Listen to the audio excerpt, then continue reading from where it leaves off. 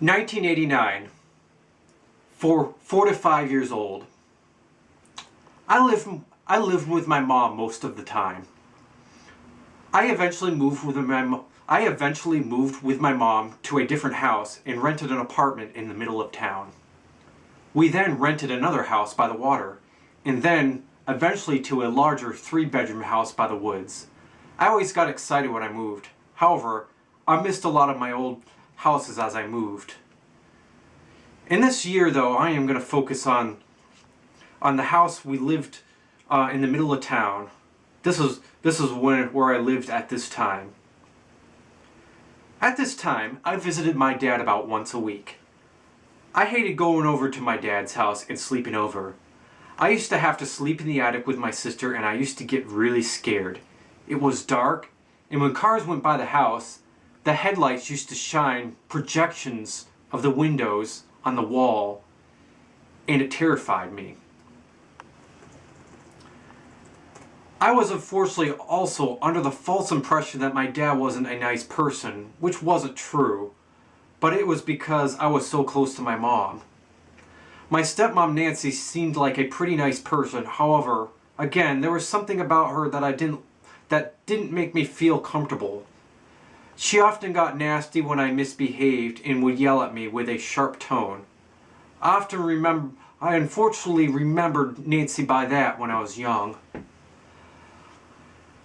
I often got bored over at my dad's. Whenever my mom came to pick me up, I was extremely happy, and I would give her a big hug.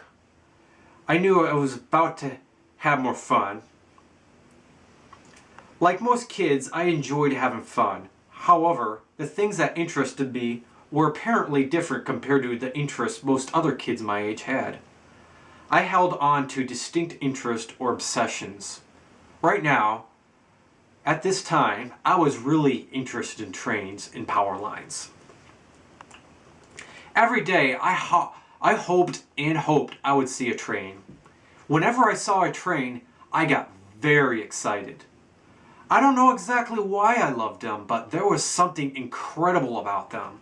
Their power, their intensity, the way they connected, and how they ran along a track. My mom took me to Edaville Railroad a lot this year. I considered that place to be the closest thing to heaven at that time. My drawings of trains started looking really good for someone the age of 5.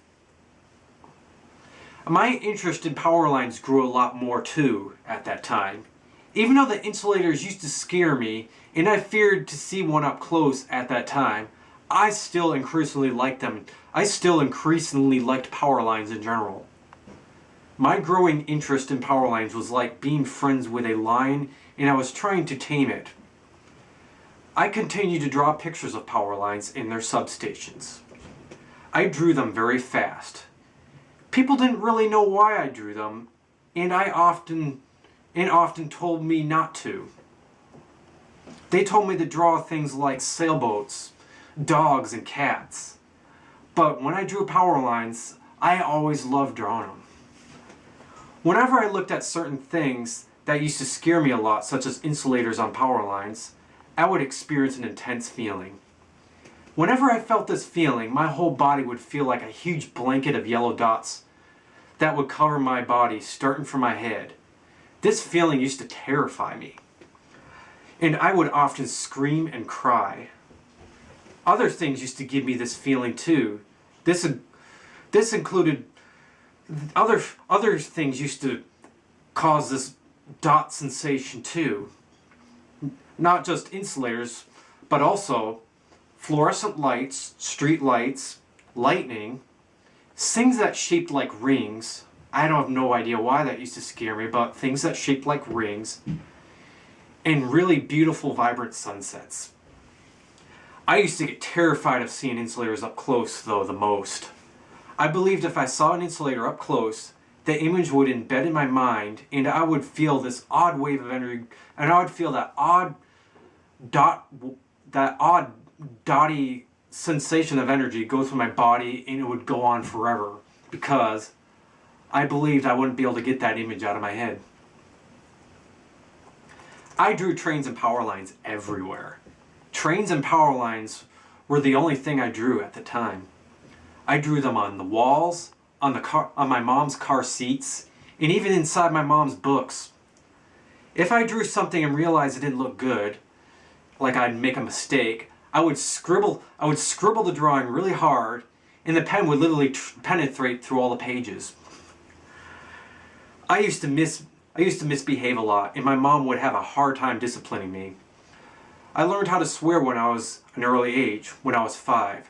I heard someone say the F word, and I thought for some reason it was the funniest word I ever heard. I started saying it all the time after that, and I thought it was just so funny.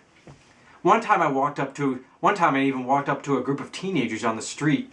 I looked at them, and then I said, "Fucking asshole." I then walked off, and everybody started laughing. Swearing often got me in trouble. I didn't understand why a simple word was considered so bad to the point that I would get punished and get sent to timeout. It just didn't make sense. I often swore when I got mad. One time I was in a clothing store and I decided to lay on the ground underneath a rack of clothes. I, for some reason, loved the feeling of being underneath things like clothes.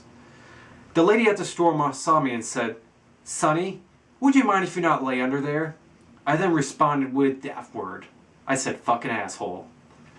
My mom was extremely upset and told me I was going to go to timeout when I get home. And then I said, "Shit." I thought that word was funny too. I used to love crawling on people's fences when I was a kid. One time I crawled down quite a long distance down one fence near my house, and it went along my neighbor's yard. My mom and my sister never really liked her because she was kind of snooty, but I didn't know it at the time. The neighbor came out of the house and started yelling at me to get off her fence. I told her, "Fuck you." I started going to a special needs school.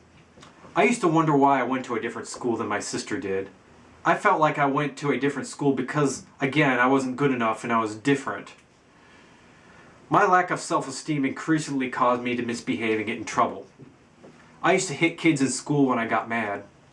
I used to make messes in the classroom and think it was funny. I used to color pictures with dark colors like black and press down really hard. One time my teacher said, "You colored so hard here with black, you can't see the girl." I thought it was funny. Sitting still was often hard. I often got anxious and I would get up out of my seat and disrupt the classroom. My mom used to also listen to Hindu chants on cassette tapes. I guess my mom was interested in Hindu at the time. I thought the chanting songs recorded at ashrams led by a guru called Guru Maya was interesting. I started enjoying listening to Hindu chants like my mom did because I liked hearing the sound of the tambourine and the overall feeling of the music that it gave me. It reminded me of looking at power lines for some reason, or a train track. When I enjoyed listening to the chants, I would put my ear right next to the radio speaker and I would get in this intense experience that felt like my whole body was a bunch of flying particles bouncing around. I realized at this point in my life that my core desire was to avoid experiencing things like the feelings I was afraid, like insulators up close, that would cause eternal suffering. I didn't know what death was, but I understood that people could become unconscious and not be able to function anymore. I wasn't sure exactly what would happen if you died, but I figured it would probably be better than eternal suffering, like seeing an insulator up close. I even thought I wasn't correct at the time. I believed there was other ways that I could experience eternal suffering. I thought seeing an insulator up close could. I thought falling into a fire or experiencing other painful experience could if you didn't die. I also believed that being locked into a room or falling in a hole that went down forever could also do that, and I thought it would be horrible. Even though I wasn't correct about this, I knew that life consisted of making choices. It was important to make the right choices it was important to make the right choice in order to avoid suffering. I felt the best choices I could make to avoid suffering the most is being around my mom.